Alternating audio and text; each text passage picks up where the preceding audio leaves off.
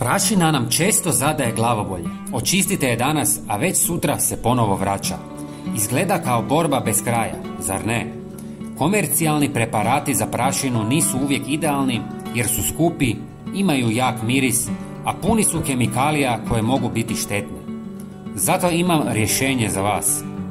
U ovom videu pokazat ću vam kako napraviti prirodno sredstvo za čišćenje površina koje odbija prašinu, a većinu sastojka već imate kod kuće. Trebat će vam samo 2 minute.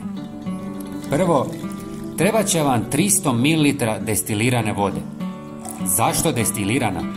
Jer ne sadrži minerale, klor, ni druge tvari koje mogu ostavljati tragove. Idealna je za čišćenje jer pomaže ostalim sastojcima da bolje djeluju, a ne ostavlja mrlje čak ni na osjetljivim površinama. Sljedeći sastojak je 100 ml bijelog octa. Ovo prirodno čudo savršeno uklanja masnoće i prljavštinu, a blaga kiselost sprječava brzo vraćanje prašine. Površine ostaju čiste i dezinficirane bez štetnih kemikalija. Dodajte i 1 žlicu kokosovog ulja. Ovo ulje ne samo da čisti, već stvara nevidljivi zaštitni sloj koji usporava nakupljanje prašine. Površine ostavlja sjajnima, a njegovo antibakterijsko djelovanje dodatno osigurava higijenu. Na kraju, za ugodan miris možete dodati nekoliko kapi eteričnog ulja poput lavande, limuna ili mente.